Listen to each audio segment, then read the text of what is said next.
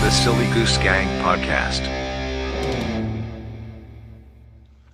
Okay, and we're back in episode 77 of the Silly Goose Gang Podcast, and we're delighted to be joined tonight by Ian Smith from Atilis Gym over in the States. Atilis. So, Ian, thanks very much for joining us this evening and your afternoon your time. Absolutely, my pleasure, guys. It's first of all, fantastic beard. It's a strong beard game. We've had some good beards on here, but I think you're number one now. Yeah, what you know, it's interesting to speak to you, because you've became in the eyes of the mainstream kind of the boogeyman, and then to guys like us, you're kind of a hero. So it must be a strange life over the last 2 years. Yeah, I mean that's a good way of putting it. It's been full of surprises, lot of ups, a lot of downs, a lot of good sides, a lot of downsides to it. But overall, it's been a very interesting and very good 2 years, despite everything that was thrown at us. You know, we never in a million years did we ever think that, you know, opening our gym to stand up for ourselves and our rights and the rights of the people that we care about, you know, here in our little corner of the world, did we ever think that it would turn into something as big as it was? And we really didn't know what we were getting into. We just knew that we didn't like what was happening. But very quickly we learned that we were up against something that was much bigger than just kind of one out of control governor, that it was something that was highly orchestrated and something that was very insidious. So we got a lot of love, and that love always overpowers everything else. You know, lot of hatred came our way, but it pales in comparison to the amount of just genuine support and respect and love that we have gotten from. I mean, we've sent T-shirts to 18 countries around the world. You know, never when I opened my gym three and a half, almost 4 years ago, did I ever expect people, you know, literally on the other side of the world in Australia and places in the Middle East to be wearing our shirts, let alone anybody outside of the state of New Jersey. You know, so it's been pretty awesome. That's one thing that I'll definitely do after this is done, Ian, is I'll go on and grab a T-shirt from your store. You know, we're similar. We're listened to in something like 46 countries. Yeah, it's been crazy. Something like that is just fucking insane. Never. Do you ever think that you can be as influential or powerful or whatever the term is, until it happens, and then you're like, holy crap, you know? And that was something that we said over and over again through all this is, you know, people would come up to us and thank us and say that we were brave and all this. And in reality, you know, we joke around. We're just two dumb gym owners who just didn't want to be told what to do. You know, and that's, we're just two fucking dumb guys. We're two guys who don't come from much. You know, we come from pretty humble beginnings and we live pretty humble lives. You know, we're not fancy guys. We don't have 6-7 gyms and really nice cars. You know, I drive a 25-year-old pickup truck. You know, and I live a nice little life that I've built for myself. And same thing with my partner, Frank. So when somebody came around and said, shut your business down, you know, like that made us immediately start paying attention, because we don't have that type of cash in reserve, and we don't have that ability. Nor even if we did, would we want to, you know, because we understand the value of the service that we provide to the community around us. And we opened a gym not to make money, or more so as a secondary thing, but because this is what we love to do. We love to help people. And, you know, it's funny that it's turned into that, but it's amazing how powerful you can be when you are confident in what you're doing and you're proud of what you're doing and you're determined to see it all the way through. You know, nobody can really take anything from you at the end of the day. Totally. We had on a much smaller scale. Me and Chris trained Brazilian Jiu-Jitsu together. And our gym was in Scotland here, was also told to shut its doors at the start of everything. And our owner, Harris, kind of messaged everyone and said, look, guys, we've only just opened. We just moved to a brand new unit in February. So it'd only been open about 4 weeks. And basically, a lot of us kind of got together and said, look, this is our gym. It's not a global gym. It's not a McDojo. It's not part of a big chain. This is our gym. We're going to keep paying our dues because we want the gym to be here when all this bullshit's finished. And obviously, for the benefit of the tape, this did not happen, but we trained right the way through. Do you know what I mean? Yeah. Like we just went in and said, you know what? We've got half a dozen of us that are, you know, as sensible as you can get in this world. You know, we're going to train. If I'm not feeling well for whatever reason, regardless of what it is, you know, if I just feel crap, I'm not going to come in. We're not going to train. But on the whole, we trained right through. None of us caught any illnesses, funnily enough, because we're all fit humans. And we just fucking trained jiu-jitsu right the way through. For the benefit of the FBI listening, we didn't. But we trained right the way through. That was something that they didn't want, that because once you do that, it's very hard to keep buying the bullshit. You know, like when we were at the height of COVID, we were having about 850 people walk through our door every day. You know, for every day that 850 people walked through and 850 people left and nobody's grandma died and nobody got sick, it just kept blowing holes in their narrative. And they, you know, that's why they didn't want people to congregate, because they couldn't sell that lie if they had people rolling around doing jiu-jitsu saying, wait a second, you guys told us the plague was here. You know, you guys told us that we would all be dead. And then what the hell's happening here? Nobody's getting sick. You know, we've been here every single day. We've had over 368,000 visits to our facility. And we test ourselves with the antibody tests, the antibody blood test, just to be sure.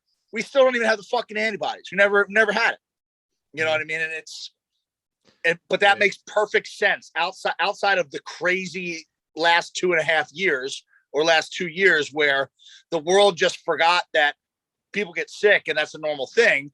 Yep. You know, you said it perfectly. We followed sensible ideas. If you don't feel good, guess what? In 2019 or anytime before that, if you didn't feel good, you woke up, you chugged some Dayquil, you took some medicine.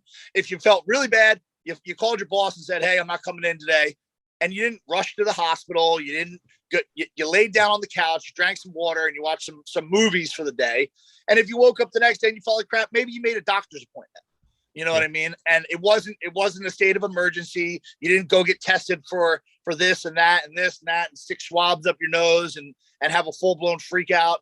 You just acted normal. And if things got worse, then you handled it. And that's exactly the way to handle it all the way through. And you know, it's everybody who did that are the people that thrived through this.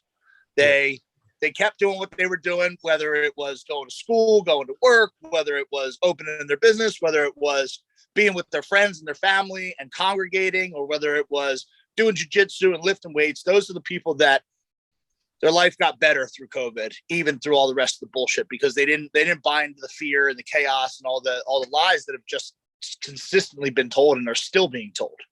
Yeah, I mean, you know, like you and I'm a small business owner as well. And we never shut. Nobody came and bothered us, like they were bothering you.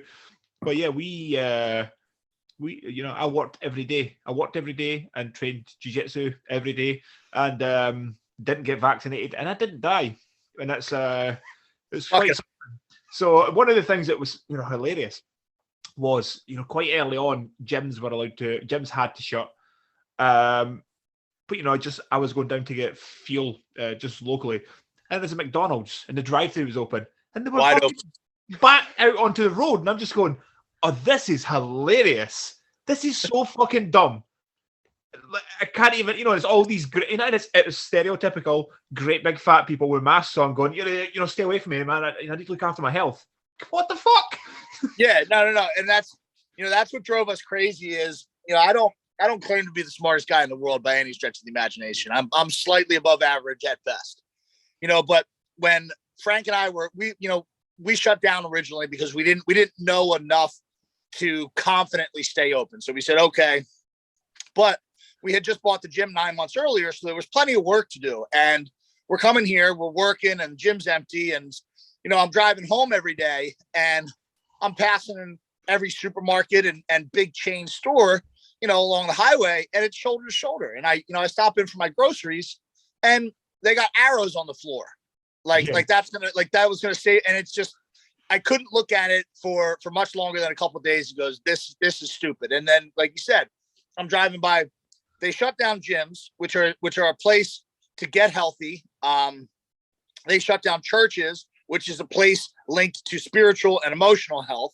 Not only do they shut down the churches, but they shut down the activities at the churches, which means like AA and NA and all these things that are really, really important to substance abuse and stuff like that. And somebody like myself who struggled with that in the past, I was a kid like that. I was young, I was dumb, and I was in and out of these places until I learned how to control myself, and these are the textbook to get healthy, mentally is, to go to the gym, get healthy physically, and to involve yourself in places of like churches or even other social settings where you're around people and you're thriving. We're not meant to be isolated. Yeah. And everything they did was the exact opposite of what you would do to be healthy. God forbid you go to church, and get right spiritually, which is, and for me, that's not even my thing, but I think that everybody should have the right to do that. Yeah. I'd rather go to the church is my gym. That's church for me. That's where I get right with what I need to get right with, but that's not for everybody. But they left open liquor stores. They left open medical marijuana dispensaries, and again, I'm not against drinking. I think everybody should be able to have a drink if they want to. I'm not against smoking. Smoke every day. But you're keeping these places open to keep people safe, because the reason that they made here in the United States was, well, we don't want to overload the hospitals with people withdrawing from alcohol. That was the reason, so it was okay. Well, why'd you keep you closed down restaurants, but you allowed takeout from only fast food, big shit chains that don't sell real food. It's highly processed.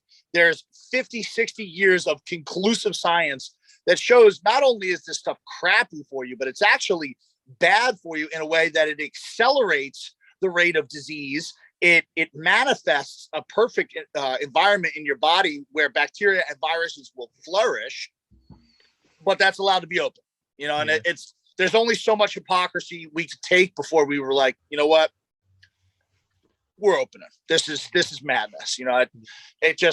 It didn't make a bit of sense. And that was the fast food, I think, was the most insulting of the one, especially when they were praising this idea of health and health and health.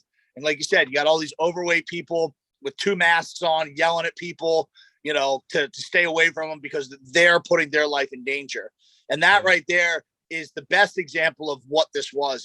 It gave people who have nothing power, because all of a sudden they had authority over you. In 2019 or anytime before, if somebody came up to me in the middle of a store and told me to put a mask on my face, I'd punch them in theirs. It's like, the audacity that these people have gained from this, where they now feel entitled to tell you how to live your life because they aren't in control of their life. And because they're weak and because they're vulnerable and because they're mediocre at best, you have to come down to their level and you have to exist at their level, because whatever you're doing is a perceived threat to them. You guys going out and going to jiu-jitsu and being healthy, they didn't want you doing that. They wanted to take your personal choice away from it because they were in danger, because they had comorbidities. They have 4, 5, 6 different things wrong with them because they don't take the time to go and do jiu-jitsu or something else and keep themselves healthy. And it was hypocrisy at the highest level. Yeah. We used to get asked. I know I got asked a lot because I was still working I worked for a mutual organization. So I was in work the whole time, and it kind of became a little bit of an open secret that I was still training jiu-jitsu right the way through. And I used to get asked all the time, are you not worried about catching COVID? And I'd say, no, I'm more worried about getting someone sweat in my eyes in the middle of a roll, or, or staph, or catching something off the mat in my eye. That was way higher up on my list of concerns than catching, than COVID. It was so far. But like you were saying, Ian, for them, they had bought into the narrative of, if you catch COVID, you end up in hospital, you end up dead. And I know people that were like cleaning their produce that were buying from the supermarket, wiping it down with bleach and leaving it for 72 hours before opening it. And I'm like, and they're like, are you doing that? And I was like, nah, I'm literally like ripping it open with my teeth as I'm drinking it. People got so bought into the fear so quickly. And like I said, they didn't like people that weren't following that narrative. Yeah. And they were like, but you're going to die. And I'm like, nah, I'm going to get Chris a sweat mine. It's going to be fucking gross. Yeah, it was. But it's not good. Do you know what I mean? It's this culture of weakness that this has been coming for a long time. This weakening of Western society, especially, but of modern society, where, the only thing government ever does is provide you for an avenue to be lazier, stupider, or weaker. There's not much that the government comes and does in our lives that pushes people upward. I'm not sure about the policies you guys have, but I'm sure they're pretty similar. In America, we have this idea of inclusiveness where everybody has to be accepted, and you have to get along with everybody in terms of their ideology. And if you disagree with it whatsoever, you're a bigot, you're a racist, and you're this and you're that. And it's gradually pushed people to be very, very just agreeable, and they're willing to go along with anything. And there's nothing more that a government loves than people who are very easy to control and people who are not self-reliant and self-sufficient. In order to be free, right? In order to be a free person, you have to have the ability to tell somebody to fuck off, because you have everything that you need to keep yourself, operating. You can provide for yourself financially, you can provide for yourself in terms of food, you can provide for your own health, and all of the things that they did during COVID undermined all of that. They sold people this lie that they needed the vaccine. You needed it. Whether you believe in God or whether you believe in evolution or some combination of the two, as a human being, if you treat your body with respect and you give it the simple things that it needs, good food, rest, exercise, sunlight, fresh air, etc., your body is the most advanced and beautiful biological machine ever created. We're designed perfectly. And we're able to overcome so much. We can overcome sickness, disease, injury, you name it. We can do incredible things. And they've sold this lie that everybody's so fragile, and oh God, the world's such a dangerous place. There's this thing in the air in indoor spaces. And if you breathe it in, you're dead. And it's like, that's so far from the truth. First of all, even with the numbers that they put out, but they did that also, financially. They subsidize everybody's income. Here, have some money to stay home for free. Have some money to stay home for free. And then people, a huge number of people said, why would I go to work? All they have to do is pretend to be afraid, and they get hooked on that government money. We've seen that here in the United States over the past 30, 40 years. We've developed more and more and more of a welfare state where we have a bigger portion of our population every day who relies on some sort of subsidy from the government because they're unable to get out there and do it for themselves. And COVID was just the nail in the coffin of making people weak. And the people that didn't buy it are the people who wanted to be rugged individuals, the people that wanted to be able to control their own space, control their own lives. And again, these are the people that flourished through it, are the people that said, nah, I'm going to go train jujitsu every day because I care about my physical condition. I care about my ability to defend myself if I ever needed to. I need to keep my stress levels low. And when I go there, I have a good time. And and the winners and the losers were very clear here. The losers were the people that said, take care of me. Please keep me safe, government. And the winners were the people who said, no, thanks. We'll get yelled at, we'll get berated, people hate on us, but it doesn't matter. I'm going to keep doing my thing every single day. And look at the K curve between those two groups of people. The people that really bought into the COVID narrative 100%, where are they? Most of them are still scared in their homes. Most of them have complications from taking a vaccine. Most of them lost a job or quit a job that they had because they thought the government was going to take care of them. Most of them voted for somebody like Joe Biden, who has done absolutely nothing in this country except derail us from going in a good direction. And the people who didn't buy it are the people, who flourished. Our business did better, and we don't even charge members. That was the incredible thing, is our business got busier, bigger, and we were able to pay for lawyers as well as stay in business. And we haven't charged a single member in 2 years. So it's all about it's separated the weak from the strong in every sense of the word. It's funny when you talk about people, like Ali was saying, people talking about you're not scared of this, and I remember telling somebody, like, I've literally signed up for mountain races, like mountain marathons, where there's a waiver that you have to sign that says there is a risk of serious injury or death. And you're like, cool, that sounds like fun. Yeah. Regularly swim in cold locks. And it's like, yeah, I'm not all that worried about this shit. I'm gonna I want to deadlift. I want to do some jiu-jitsu. I'm going to climb hills and get in some cold water like a fucking man. No, but it's true. The people who didn't buy it are those people who fundamentally understand that their life is in their hands. Yeah.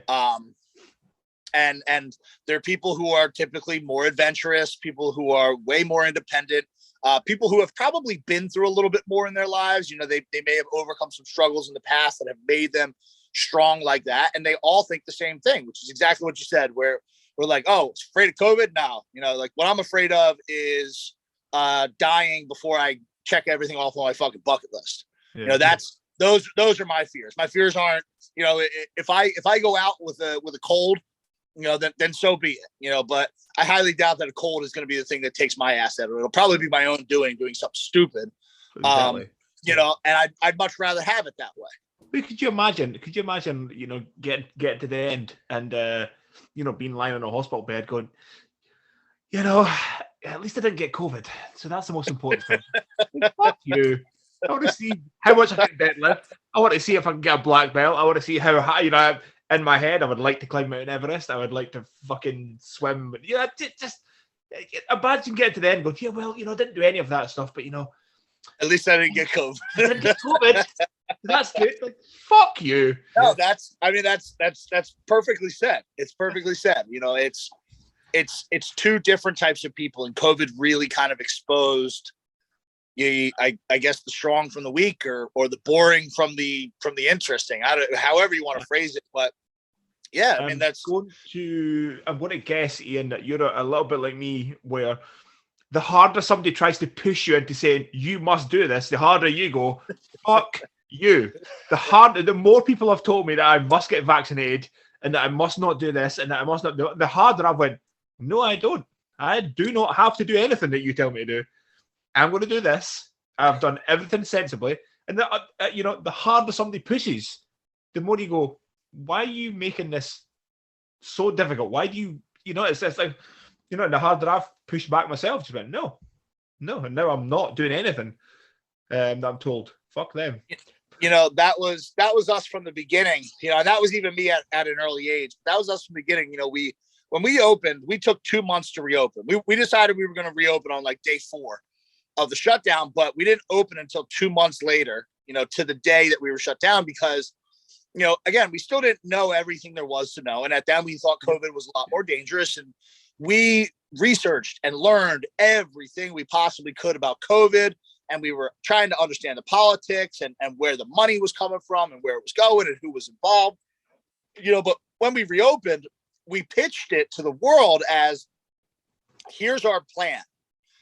Our plan is way better than the government's plan. The government says you can't go in any of these places, but if you go into a retail store, like a big box, all you have to do is wipe your cart down with a Lysol wipe and follow the arrows on the floor and wear a face covering, and everything's okay. And we said, all right, well, we got a hell of a better plan here. We're going to give each member their own spray bottle, and we're going to put paper towels all over the facility, and people are going to spray stuff not only before they use it, but after they use it.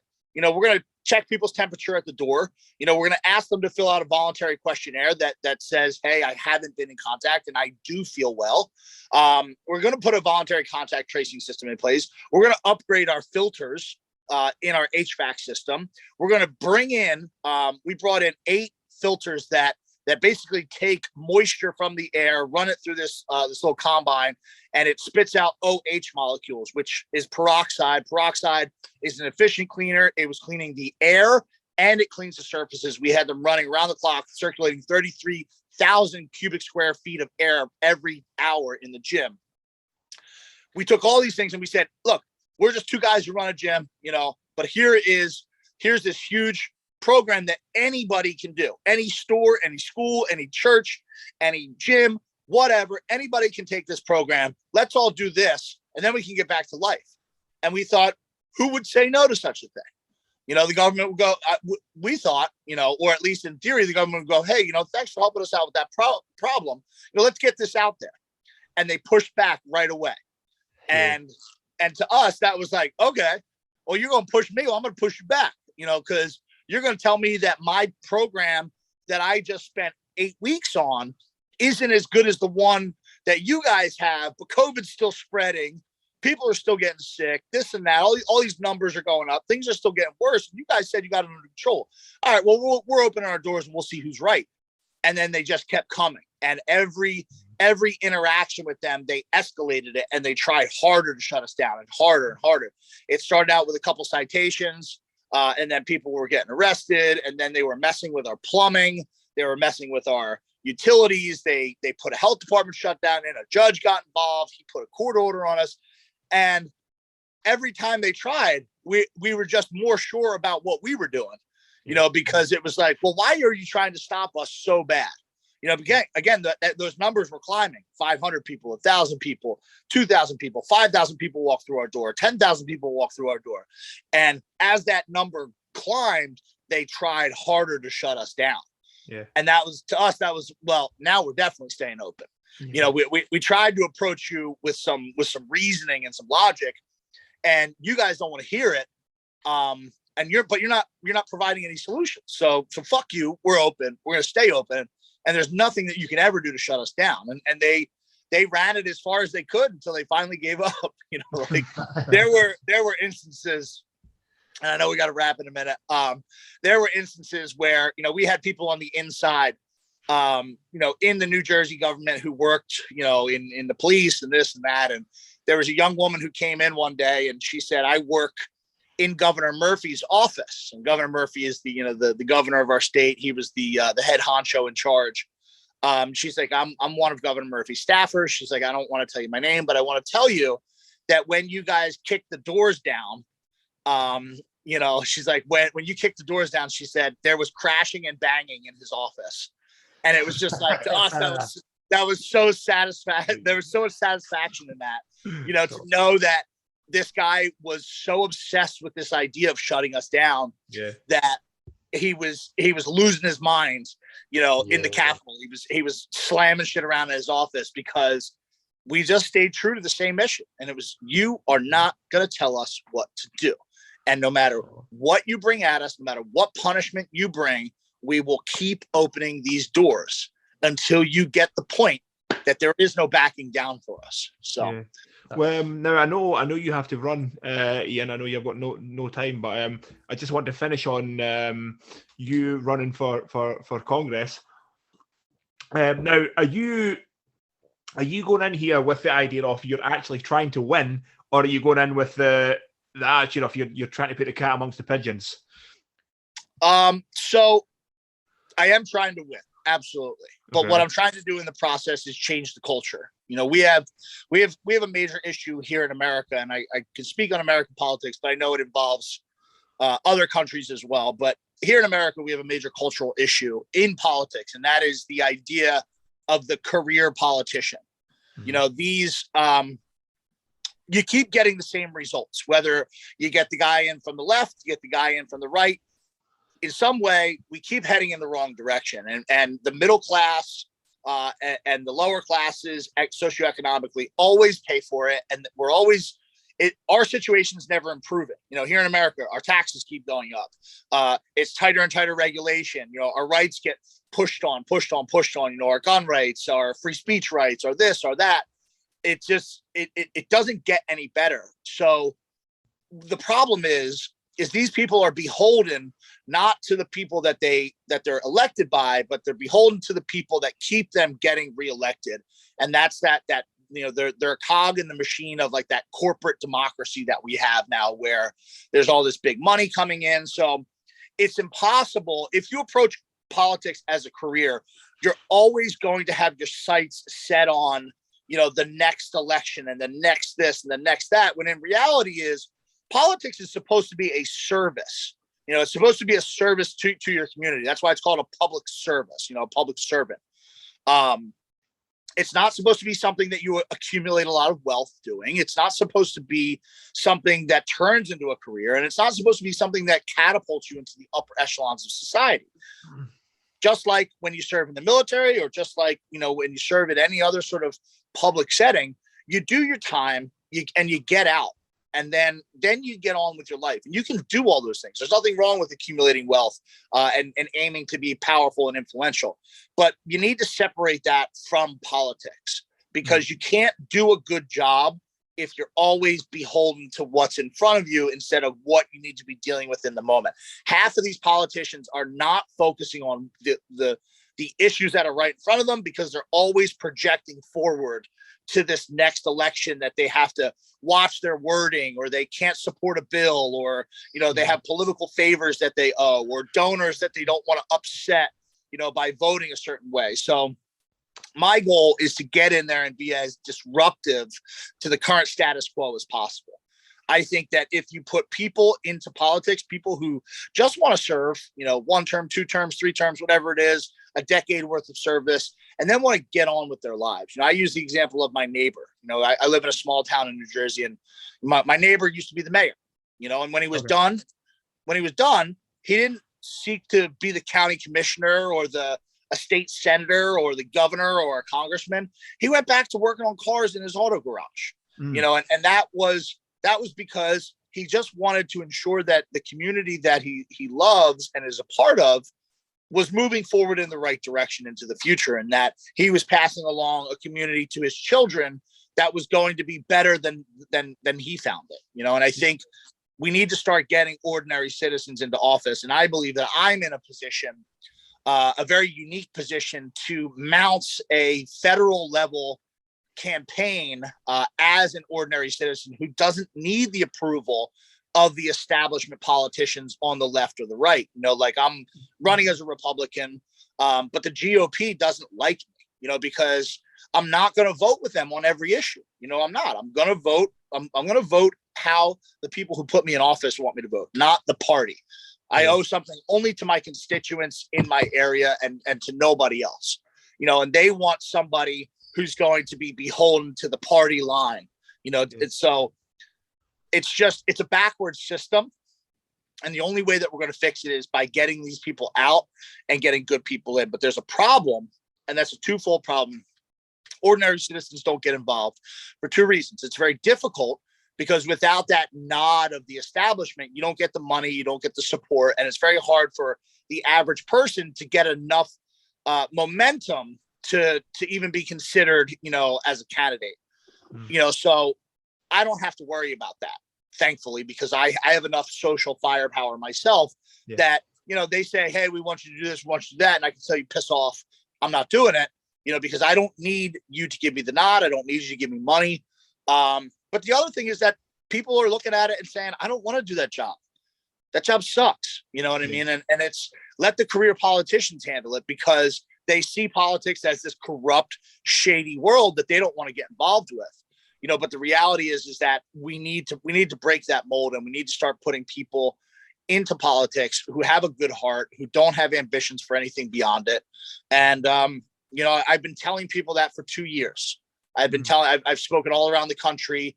I've traveled to like 14, 15 states, spoken in front of tens, if not hundreds of thousands of people all together. And I've been telling people the way out of the BS that we're in right now is the same way we got into it. And that's step by step, inch by inch. I don't subscribe to this idea that, like, you're going to elect somebody and they're just going to come and save. Everybody had this idea that Donald Trump was just fixing everything. And the man did a phenomenal job with a lot of things. But when it comes down to it, he's only one man. Whether he's the president or the prime minister or the most powerful man in the country, the reality is it's still only one person. And if you want to change a community for the better, it starts at the ground floor, and it starts with each one of us controlling our own lives in the way that we all just talked about, where we're in control of our lives. And then you do the same thing with your family, and the same thing with your community, and then the same thing with your country. So I've advocated for people to get involved. And one day it hit me that I was being a hypocrite because I wasn't getting involved when I could.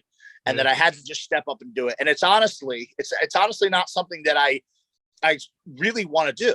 It's something that I feel like I have to do because I need to set a trend moving forward that people say, all right, I'm going to step up and I'm going to do this job. I'm going to, it's pain in the ass and I'm going to have to put my own stuff on hold for a little while, but I'm going to run for school board in my town, or I'm going to run for the council in my town, and I'm going to put in extra work over the next couple of years, running that and doing work on the side. And then when I'm done, I'll pass it off, so that's the goal overall. But also I just want to see these people squirm a little bit.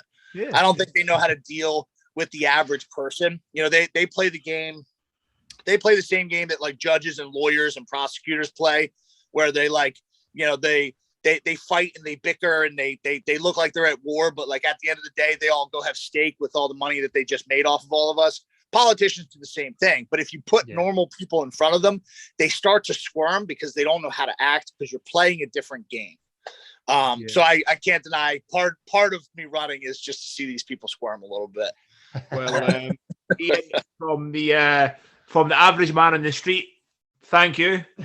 And, you're the hero that we all need. And, we wish you the best, man. We wish you the best. Hopefully at some point in the future, we'll be able to say, remember when we spoke, the guy who's the president now? Yeah, we spoke to him ages ago. He is an old friend of us.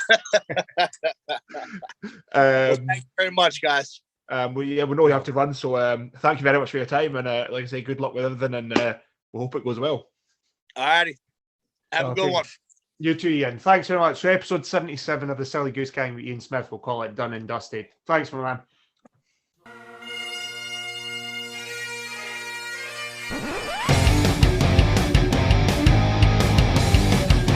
The Silly Goose Gang Podcast.